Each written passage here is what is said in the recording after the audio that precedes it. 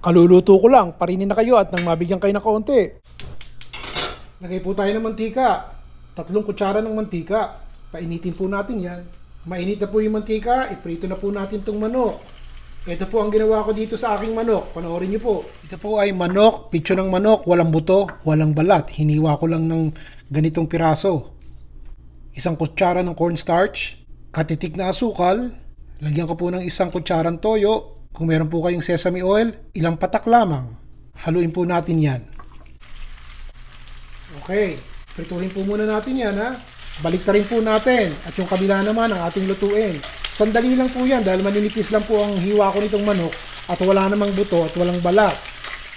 Tapos na. Tatanggalin ko muna. Ilalagay ko po muna dito sa ating maliit na malukong.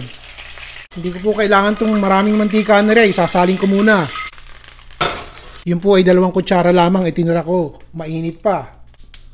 Apuyan po ulit natin. Ito po ay kalabasa. Iniwa ko po na talaga ng maliliit para madaling maluto. Ibubusa lang natin to at nang lumambot-lambot ng kaunti. Ito, isasama ko na muna. Hindi naman gulay to.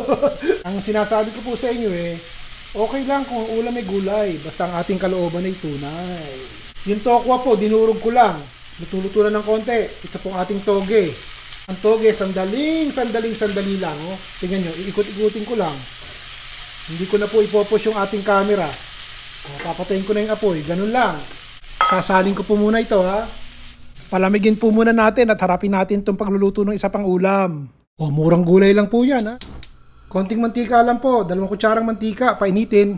Gisa po tayo ng konting bawang at sibuyas. Lagay na rin po natin ng kamatis. 1 kamatis na malaki. Pagluto na yung ating bawang, sibuyas, kamatis, ilalagay ko na po itong ating sayote. 1 malaking sayote lang po ito. Hiniwa ko lang po ng maninipis. Siyempre, binalatan ko muna, tinanggal ko buto, at hiniwa ko ng mahaba at maninipis para madaling maluto. Konting paminta. 1 kutsarang toyo. Takpan po natin sandali. Tignan natin. 2 minuto. Mukhang malambot-lambot na yung ating sayote, kaya nga maliit ang hiwa para madaling maluto Tipid po sa gasol. Lagyan natin ang sabaw. 2 tasang tubig. Mga 1 minuto lamang.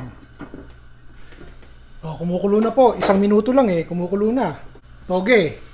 Mura-mura lang naman ang toge, di po ba?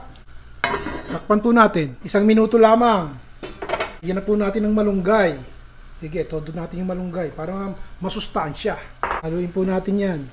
Sarap Simpleng-simple Mura pa mga Ricardo. Bago kumain, ilagay po natin yung ating manok. Tsaka natin haluin ng konti bago natin patayin. Ganda ng kulay, di po ba? Kahit nga walang manok, pwede na Takpan natin sandali at hayaan natin tuluyang maluto yung toge. Tapos. Ganire. Magbati po tayo ng 2 itlog. Tsaka natin ilagay itong ating toge at tsaka kalabasa.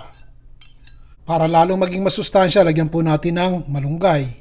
Konting paminta, konting asin. Ito po ay kalahating tasa ng harina. Hindi ko po alam kung mailalagay ko lahat. Lagyan po natin ng 1/4. Haluin po natin. Todo ko na po yung harina. Haluin po natin uli. Ibabalik ko po yung mantikang pinagprituhan ng manok. Tatakalin ko na itong ating totortahin ganyan. Pagkatapos ilagay na po natin. At saka natin idiin para maluto agad. Habang nagpapainit po ako ng mantika, maikwento ko sa inyo, yung pong toge, ginupit-gupit ko para hindi lumabas dito sa ating takalan. Para maganda ang pagkakaprito natin, bilog na bilog at hindi lumalabas yung ganun. Ganito na lang po ang gawin natin kaysa sa okoy. Kasi pag ang okoy, ang daming mantika Ganito rin na lamang, pareho din naman yan kalabasa at saka toge. Tipid mantika.